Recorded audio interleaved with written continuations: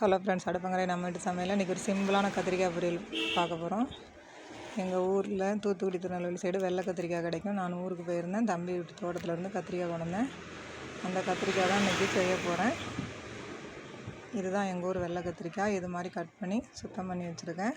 முதல்ல ஒரு கடாயை எடுத்து வச்சுட்டு அதில் கடுகு, உளுத்தம் பருப்பு, ஜீரகம் தாளிச்சிட்டு பொடியாக கட் பண்ண சின்ன வெங்காயம், பச்சை மிளகா தான் இது காரம், அதனால் பச்சை மிளகா கொஞ்சம் நிறையா சேர்த்துக்கோங்க. ஒரு கொத்து கருவேப்பிலை சேர்த்து நல்லா வதக்கி விட்டுட்டு தேவையான அளவு உப்பும் சேர்த்து நல்லா வதக்கி விட்டுட்டு இப்போ நம்ம அரிஞ்சு வச்சுருக்கிற கத்திரிக்காயை சேர்த்து நல்லா வதக்கி விட்டுக்கலாம்.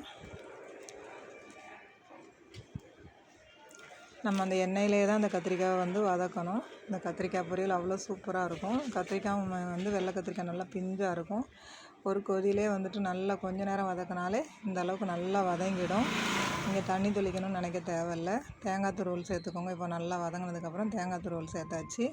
தேங்காய் துருவல் சேர்த்த பிறகு நல்லா கொஞ்சம் ட்ரை ரோஸ்ட்டாக அப்படியே நல்லா கொஞ்சம் வதக்கி விட்டுக்கோங்க. நீங்களும் இது மாதிரி செஞ்சு பாருங்கள், சூப்பராக இருக்கும். உங்கள் ஃப்ரெண்ட்ஸோடு ஷேர் பண்ணுங்கள்.